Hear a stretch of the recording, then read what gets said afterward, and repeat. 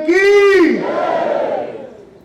सियापति रामचंद्र की जय श्री राम।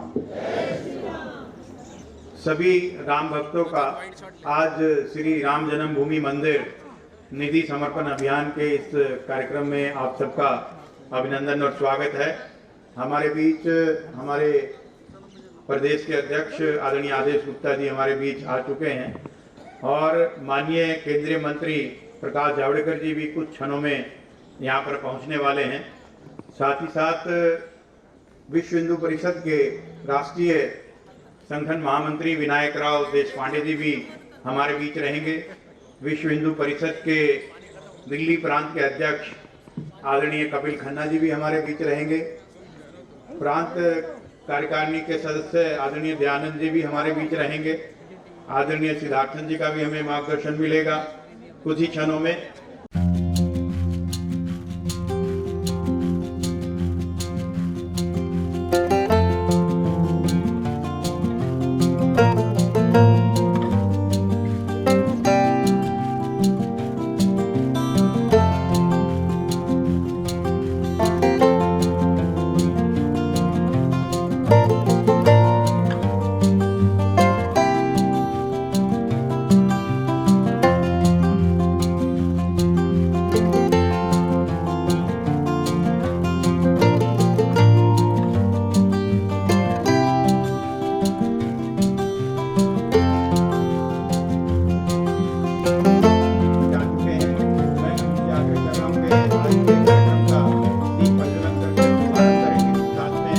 कन्हैयालाल जैन जी, आदरणीय सिद्धार्थन जी, श्री रामवीर विदुरी जी, आदरणीय कपिल खन्ना जी, श्री आदरणीय दयानंद जी, उनसे भी मैं आग्रह करूंगा कि आज के साथ में इस कार्यक्रम में दीप प्रज्वलन करके इस कार्यक्रम का शुभारंभ करेंगे।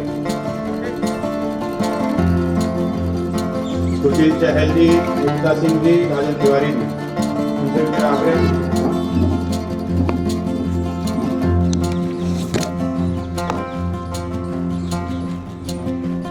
जोरदार तालियों के साथ अभिनंदन। मैं आदरणीय केंद्रीय मंत्री श्री प्रकाश जावड़ेकर जी से आग्रह करूंगा कि मंच पर अपना स्थान ग्रहण करें। आदरणीय प्रदेश अध्यक्ष श्री आदेश गुप्ता जी, श्री विनायक राव देशपांडे जी, राष्ट्रीय संगठन महामंत्री विश्व हिंदू परिषद, श्री कपिल खन्ना जी, प्रांत अध्यक्ष विश्व हिंदू परिषद,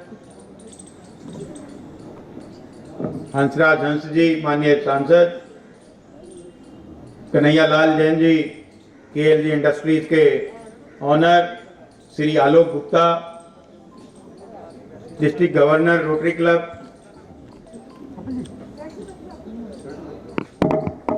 आदरणीय श्री रामवीर सिंह विदुरी जी, नेता प्रतिपक्ष दिल्ली विधानसभा।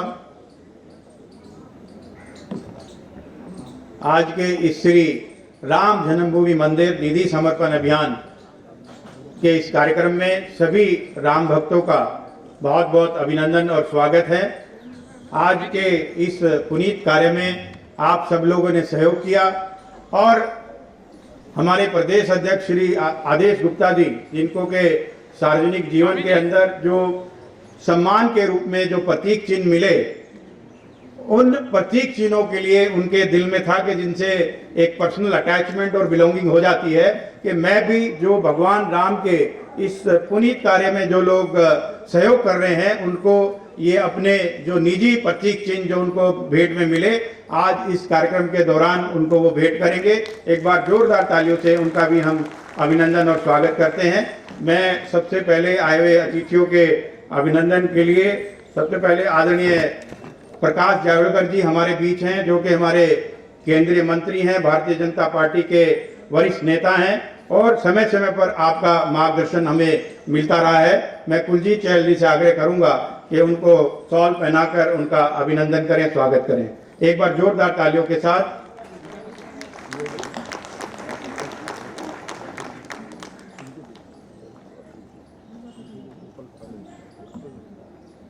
हमारे बीच हमारे कर्मठ, जुझारू और लगातार जब से वो अध्यक्ष बने हैं एक के बाद एक आंदोलनों को लीड कर रहे हैं। ऐसे हमारे आदरणीय अध्यक्ष श्री आदेश गुप्ता जी हमारे बीच हैं। मैं महिला मोर्चा की अध्यक्ष योगिता सिंह जी से आग्रह करूंगा कि उनको शॉल पहनाकर उनका अभिनंदन और स्वागत करें जोरदार तालियों के साथ।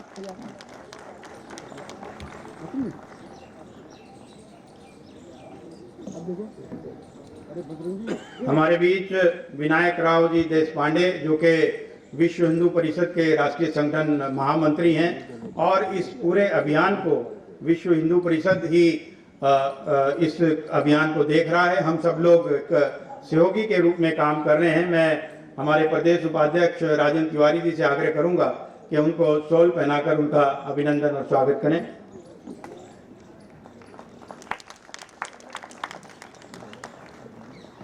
हमारे बीच हमारे नेता प्रतिपक्ष जो कि दिल्ली के लोगों की आवाज दिल्ली की विधानसभा में उठाते हैं, हमारे बीच श्री आदरणीय रामवीर विधुड़ी जी हैं।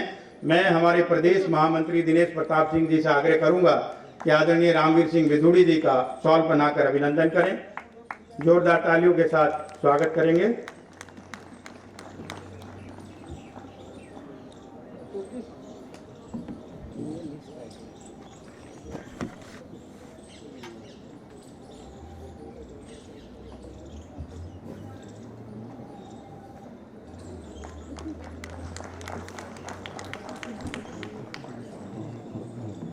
हमारे बीच विश्व हिंदू परिषद के दिल्ली प्रांत के अध्यक्ष आदरणीय कपिल खन्ना जी हैं। हम उनका हार्दिक अभिनंदन और स्वागत करते हैं। मैं योगिता जी से आग्रह करूंगा कि उनको शॉल पहनाकर उनका अभिनंदन और स्वागत करेंगे।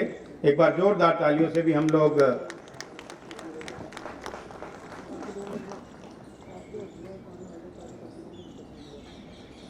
हमारे बीच हमारे नॉर्थ वेस्ट के सांसद आदरणीय हंसराज हंस जी हैं। हम उनका अभिनंदन और स्वागत करते हैं। मैं राजन तिवारी जी से आग्रह करूंगा कि उनको शॉल पहनाकर उनका अभिनंदन और स्वागत करेंगे।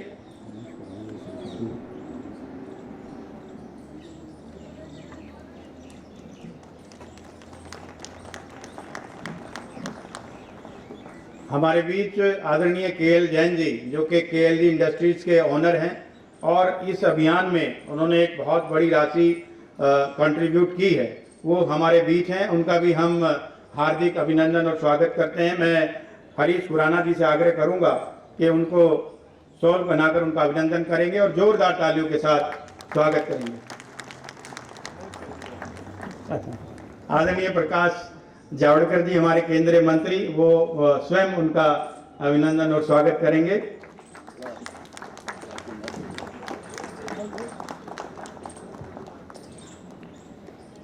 हमारे बीच आलोक गुप्ता जी जो कि रोटरी क्लब इंटरनेशनल के जो दिल्ली एनसीआर का डिस्ट्रिक्ट है जिसमें करीब 110 क्लब आते हैं उसके डिस्ट्रिक्ट गवर्नर हैं। हम उनका अभिनंदन और स्वागत करते हैं। मैं कुलजीत सिंह चहल जी से आग्रह करूंगा कि इन्होंने भी आज इस अभियान में एक बड़ी राशि भेंट की है कि उनका अभिनंदन और स्वागत करेंगे।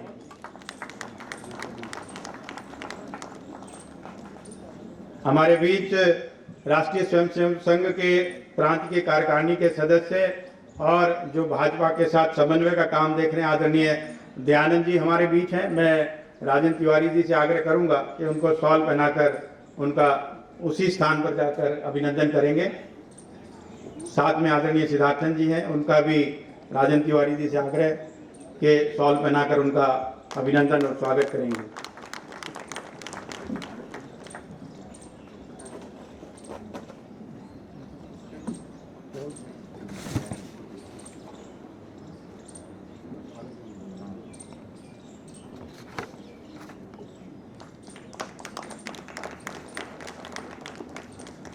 हमारे बीच गिरीश नेगी जी भी हैं जो विजन डिस्ट्रीब्यूशन प्राइवेट लिमिटेड के डायरेक्टर हैं, वो भी आज इसमें कंट्रीब्यूट कर रहे हैं। उनका भी हम अभिनंदन और स्वागत करते हैं। और कार्यक्रम के शुरुआत हम वंदे मातरम के सामूहिक गान से करेंगे। मेरा सभी अतिथियों से और सभी दानदाताओं से आग्रह है कि एक साथ खड़े होकर हम सब लोग सामूहिक वंदे मातरम करेंगे।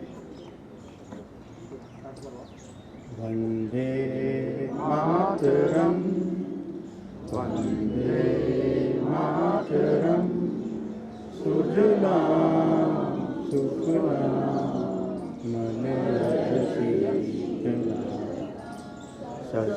श्यामला मातरम वंदे मातरम ज्योत्स्ना पुलकितयामिनी पुल्लकुसुमिता सुमदलशोभिनी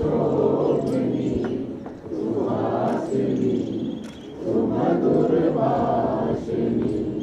सुखदां वरदां मातरं वन्दे मातरं वन्दे मातरं। भारत माता की। मंच पर उपस्थित भारत सरकार में मंत्री आदरणीय प्रकाश जावड़ेकर जी, मंच पर उपस्थित हमारे दिल्ली के प्रदेश अध्यक्ष आदरणीय आदेश जी, विश्व हिंदू परिषद के राष्ट्रीय संगठन मंत्री विनायक जी, हमारे संगठन मंत्री सिद्धार्थन जी, दयानंद जी, नेता प्रतिपक्ष रामवीर सिंह विधुड़ी जी, उत्तर पश्चिमी दिल्ली से सांसद हंसराज हंस जी, कपिल जी, कैलाश जैन जी, केएल जैन जी, आलोक जी, गिरीश नेगी जी, हमारे महामंत्री दिनेश जी और उपस्थित समाज के वो सभी प्रमुख सम्मानित लोग जिनके मन में एक भाव है कि देश हमें देता है सब कुछ, हम भी कुछ देना सीखे, ऐसे सभी अतिथियों का हार्दिक अभिनंदन एवं स्वागत है। साथियों, आज जो ये जय घोष है ये इस कार्यालय में नहीं लग रहा, ये अयोध्या नगरी में ही नहीं लग रहा, ये भारत और भारत की सीमाओं के बाहर भी जय श्री राम का जय घोष आज पूरे विश्व में लग रहा है। बोलो जय श्री राम। 452 वर्षों के लंबे संघर्ष के बाद 40 से अधिक संघर्ष हुए, 40,000 से अधिक राम भक्तों की अपने प्राणों का बलिदान दिया।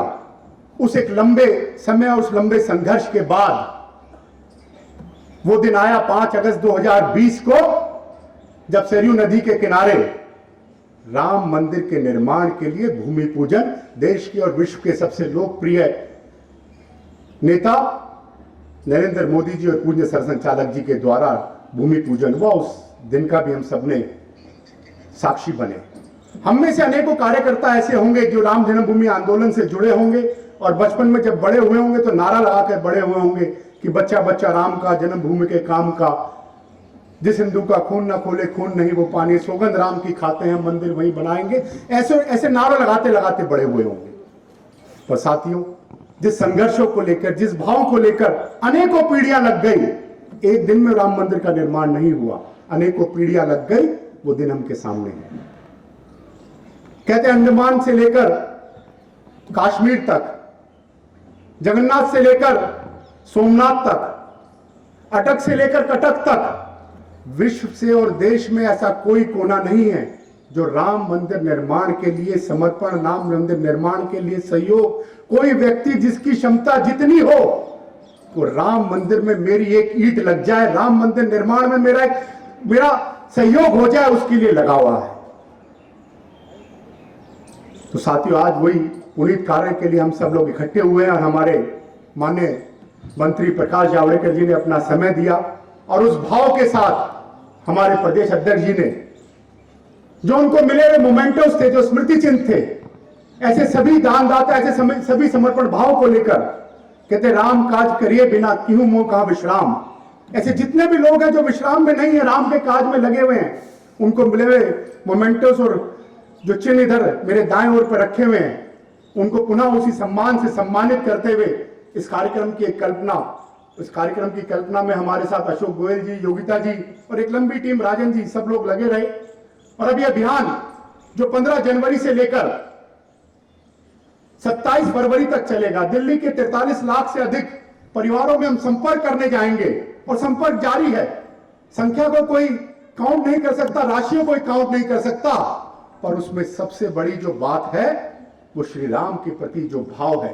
राम से हमने हमेशा मांगा है, सुबह उठते हैं राम राम कहते हैं, राम से हमने मांगा है, पर उस राम मंदिर निर्माण के लिए जिस सपने को लेकर हम जीते रहे, पहली बार कुछ देने का, सहयोग करने का कुछ मौका मिला है, तो हम सब अपने दिल से और दिल की गहराइयों से उसको यथाशक्ति सहयोग करेंगे। मैं अपनी इन्हीं शब्दों के साथ अपनी वाणी को विराम देता हूं और पुनः एक बार बोलो जय श्री राम।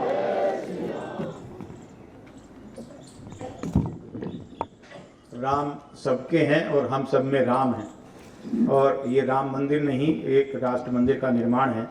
इसी भाव के साथ आगे बढ़ते हुए मैं अब विश्व हिंदू परिषद के राष्ट्रीय संगठन महामंत्री आदरणीय श्री विनायक राव देशपांडे जी से आग्रह करूंगा कि हम सब लोगों का मार्गदर्शन करें। एक बार जोरदार तालियों से उनका अभिनंदन करेंगे। हाँ ठीक, नहीं वो पूछ लिया मैंने जानबूझ कर। केंद्रीय मंत्री माननीय प्रकाश जी,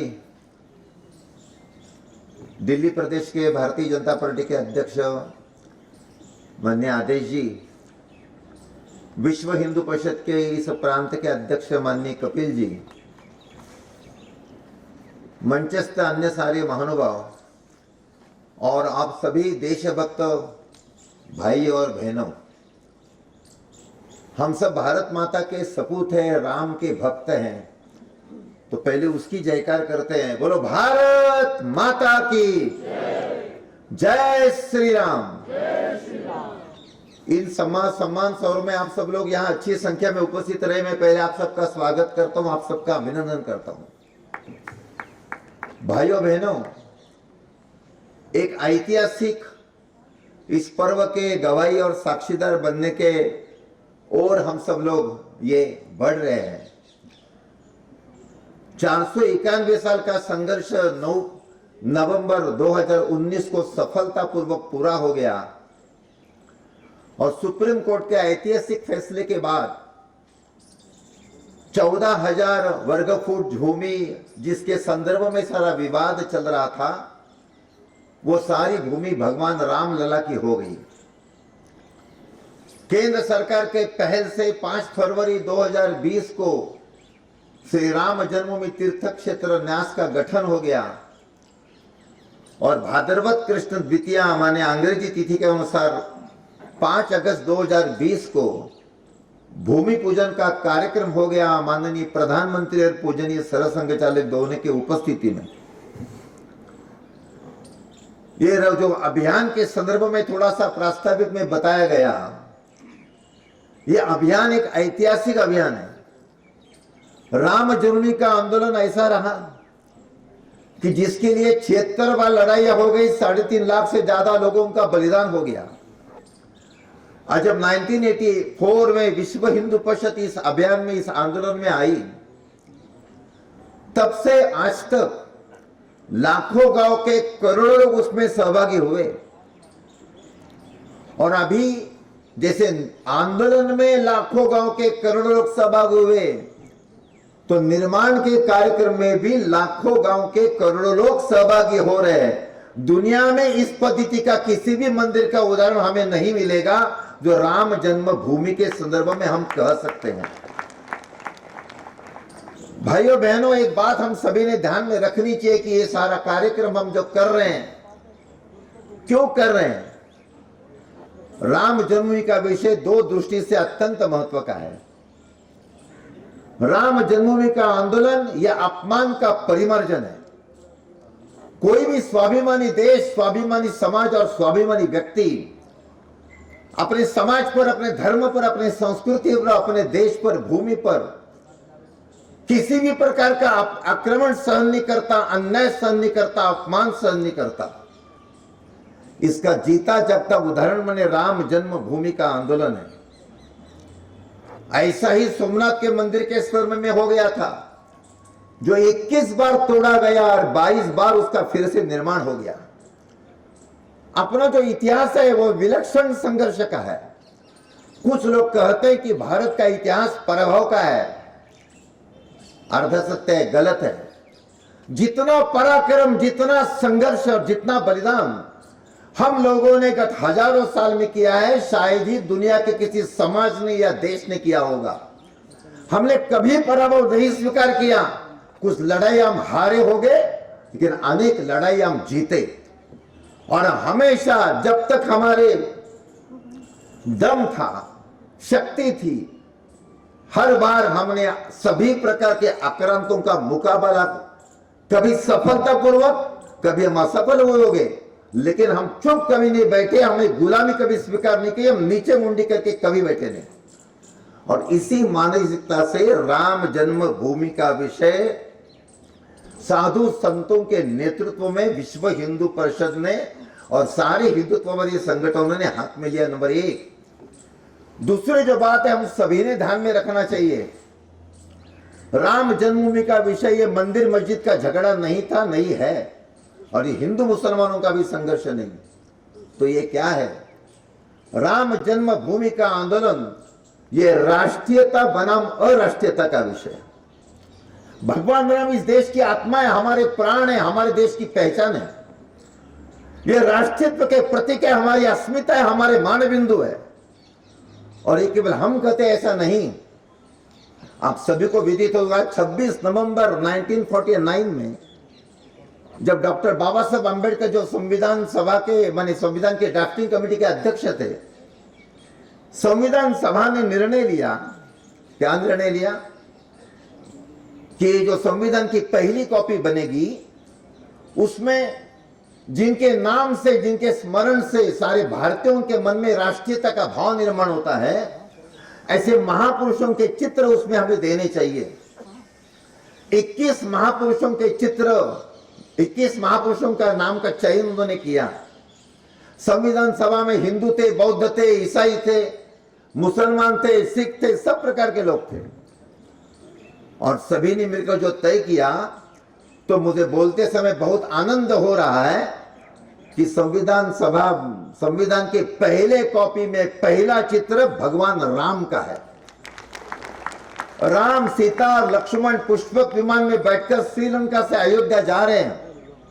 यह पहला चित्र है। गीतोपदेश करने वाले भगवान कृष्ण का दूसरा चित्र है। महावीर जैन है, भगवान बुद्ध है, गुरु गोविंद सिंह जी है, महाराणा प्रताप है, छत्रपति शिवाजी महाराज है। अभी संविधान सभा के में अलग अलग मौजूदों के सभी लोगों ने माना कि इस देश का सर्वोच्च राष्ट्रीय आदर्श भगवान राम है। इसमें संप्रदाय की, मजहब की कोई बात ही नहीं आती। ये राम के संदर्भ में हम सभी ने ध्यान में रखना चाहिए। जब अपना देश स्वतंत्र हो गया तो हम सभी को मालूम है, अंग्रेजों के विरुद्ध में संघर्ष करते हुए हम स्वतंत्र हो गए। गुलामी के जितने प्रतीक थे, माने अंग्रेज वाइसरॉय के नाम से यहाँ अनेक मूर्तियां लगी थी, अस्पतालों के नाम थे, रोड के नाम थे, स्टेशन के नाम थे, सारे बदल गए। अपने दिल्ली में पंचम जॉर्ज की मूर्ति लगी थी इंडिया गेट के सामने, वो निकाली गई। आयरविन अस्पताल था, वो भी लोकनायक जयप्रकाश नारायण अस्पताल ऐसा उसका नाम बना। मुंबई में विक्टोरिया टर्मिनस रेलवे स्टेशन था, उसका नाम बदलकर छत्रपति शिवाजी महाराज टर्मिनस हो गया। तब एक पत्रकार ने प्रश्न पूछा था, महाराष्ट्र के मुख्यमंत्री को नाम बदलने से क्या होता है? तो उनको जो उत्तर दिया गया, हम सभी ने ध्यान में रखना चाहिए। उत्तर ऐसा दिया कि विक्टोरिया टर्मिनस गुलामी का चिन्ह था, छत्रपति शिवाजी महाराज टर्मिनस ये स्वतंत्रता का चिन्ह है। बाबरी ढांचा गुलामी का नाम है, गुलामी का चिन्ह था। भव्य राम मंदिर ये स्वतंत्रता का नाम है। ये बात हम सभी लोगों ने ध्यान में रखना चाहिए। राष्ट्रीयता का, स्वतंत्रता का विषय कैसा होता है? पोलैंड नाम का देश है दुनिया में। पोलैंड 90 साल रूस का गुलाम रहा। जब 1919 में पहला महायुद्ध समाप्त हो गया तो पोलैंड स्वतंत्र हो गया। पोलैंड की राजधानी है वार्सा। पोलैंड की राजधानी वार्सा के एक बड़े चौराहे में रशिया ने पोलैंड जीतने के बाद वहां एक बहुत बड़ा चर्च का निर्माण किया। स्वातंत्र प्राप्ति के बाद पोलैंड के प्रधानमंत्री ने घोषणा की कि हम ये चर्च गिराएंगे और यहां नया चर्च का निर्माण करेंगे। लोगों को आश्चर्य लगा। बोथ आर क्रिश्चियंस, दोनों क्रिश्चियन हैं, हाँ, रशिया ऑर्थोडॉक्स है, ये कैथोलिक है, बस इतना ही फर्क। तो दोनों ईसाई देश है, तो एक ईसाई प्रधानमंत्री ऐसा क्यों कहता है? तो कुछ लोगों ने प्रश्न पूछा, विदेशी लोगों ने पोलैंड के प्रधानमंत्री को। पोलिश प्रधानमंत्री ने जो उत्तर दिया वो हिंदुस्तान के हर एक सीरियस सेकुलर ने सुनना चाहिए। उन्होंने उत्तर दिया, हाँ मैं ईसाई हूं, हमारा देश ईसाई है, रशिया भी ईसाई है, मुझे मान्य है, तो भी हम ये चर्च गिराकर नए चर्च का निर्माण कर रहे हैं। क्यों? क्योंकि ये जो चर्च है वो रशिया ने पोलैंड जीतने के बाद, हमें गुलाम करने के बाद बनाया है, इसलिए ये चर्च गुलामी का प्रतीक है, इसलिए हम गिराएंगे और नए चर्च का निर्माण करेंगे जो पोलैंड की स्वतंत्रता का प्रतीक है। ये विषय होता है राष्ट्रीयता का। इस दृष्टिकोण से राम जन्मभूमि के विषय के संदर्भ में हम सभी ने देखना चाहिए। यह अपमान का परिमार्जन है, यह राष्ट्रीयता का विषय है। और राष्ट्रीयता के जागरण के लिए जो देश और जो समाज प्रयत्न करता है वही देश प्रगति करता है और वही समाज आगे बढ़ता है। इस मानसिकता से राम जन्मभूमि विषय के लिए हम सब लोग गत अनेक सालों से प्रयत्न कर रहे हैं और अपने स्वप्न पूर्ति का आनंद, अपना संकल्प कुछ ही दिनों में ये पूर्ण होने का हम सभी लोग देखने वाले हैं। अभी जब ये बात आई न्यास के सामने कि भव्य मंदिर का निर्माण करना है, तो बात आई यार अपने देश में बहुत बड़े बड़े लोग हैं, ऐसे 4-5 उद्योजकों के पास जाएंगे तो सारी संपत्ति देंगे, मंदिर का निर्माण हो जाएगा। लेकिन नहीं, जब 1989 में पहली बात आई थी, उस समय भी माननीय अशोक जी सिंघल हो, अपने उत्तर प्रदेश के मुख्यमंत्री, उनके गुरुदेव पूजनीय महंत अविद्यनाथ जी हो, इन सभी ने मिलकर संतों की बैठक में निर्णय किया, नहीं, संघर्ष जैसे लाखों लोगों ने किया तो लाखों लोगों की सहभागिता मंदिर के निर्माण में होनी चाहिए। और यही बात अभी 2020 में भी दोहराई गई कि मंदिर निर्माण में हिंदुस्तान के लाखों गांव के करोड़ों लोगों की सहभागिता होनी चाहिए। हर व्यक्ति को लगना चाहिए कि मैंने भी कुछ योगदान इस मंदिर के निर्माण में किया है। तो सभी ने मिलकर निर्णय किया, भारत में कुल मिलाकर 6 लाख गांव हैं, कम से कम 4 लाख गांव में संपर्क करेंगे और 11 करोड़ परिवारों में संपर्क करेंगे। और भाइयों बहनों, मुझे बहुत आनंद हो रहा है, भारत के सभी प्रांतों की बैठकें हो गई, जिलों की हो गई, और जो वृत्त आ गया है उसके अनुसार 6 लाख में से 5,23,000 गांवों में संपर्क होने वाला है। संकल्प किया था 11 करोड़ परिवारों का, लेकिन अपना संकल्प होने वाला है 13 करोड़ 78 लाख परिवारों में। इतना एक जबरदस्त ये संपर्क का अभियान होगा। संपर्क काय के लिए? राम मंदिर के लिए। लेकिन राम मंदिर का माध्यम बनाकर कौन सी भावना निर्माण करनी है? हमारे सभी के मन में भावना है कि जो संपर्क होगा उस संपर्क के माध्यम से राष्ट्रीय स्वाभिमान का पुनर्जागरण हर भारतीय के अंतःकरण में होगा। इसके लिए सारा इतना व्यापक संपर्क अभियान है। और जिस पद्धति से सब जगह चल रहा है, समय कम है इसलिए मैं उदाहरण और अनुभव को नहीं बता रहा हूं। मैं अभी महाराष्ट्र में, मध्य प्रदेश में, गुजरात में, उत्तर प्रदेश में 4-5 राज्यों में जाकर आया। जो जनता का प्रतिसाद है वो विलक्षण है।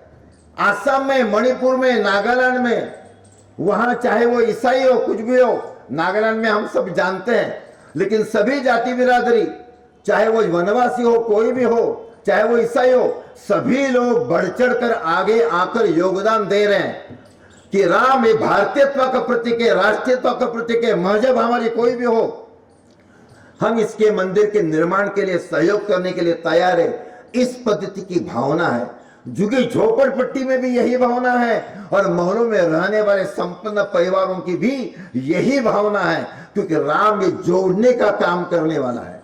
राम जोड़ने का काम ही राम है। तो ऐसा ये राम जन्मभूमि का मंदिर निर्माण का अभियान, उसमें सारे जगह सब लोग जाएंगे, आप भी कहीं ना कहीं जाएंगे।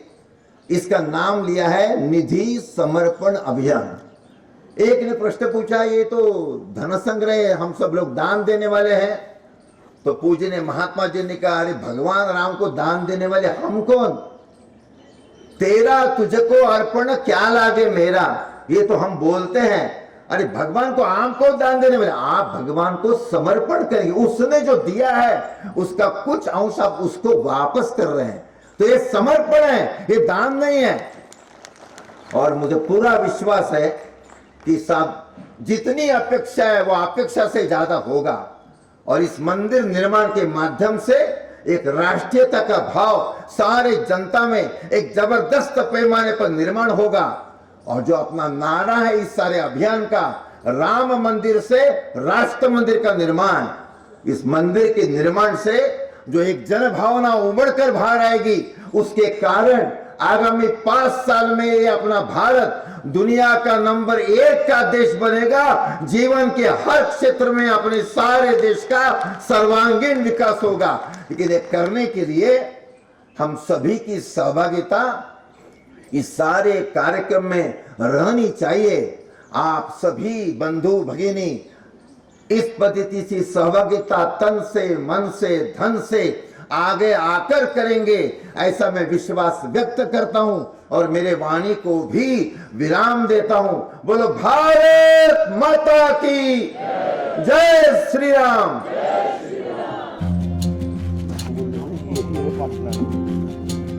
भगवान सिंह जायसवाल जी, नवीन नायक जी, रविंद्र ढींगरा जी, हिमांशु सिंघल जी, जुगनू सेठी जी, सभी मेरा आग्रह कृपया मंच पर आए। जिन लोगों का सम्मान हो रहा है वो कृपया मंच से अपना स्थान ग्रहण कर लें, जिससे कि व्यवस्था बन सके।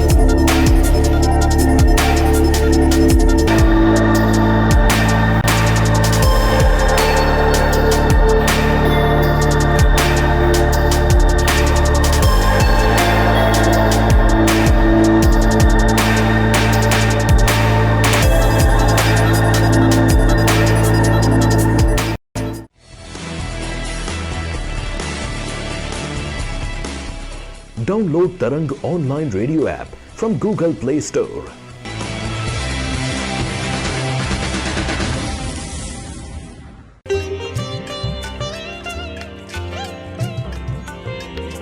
You are listening to Tarang Devotional Online Radio.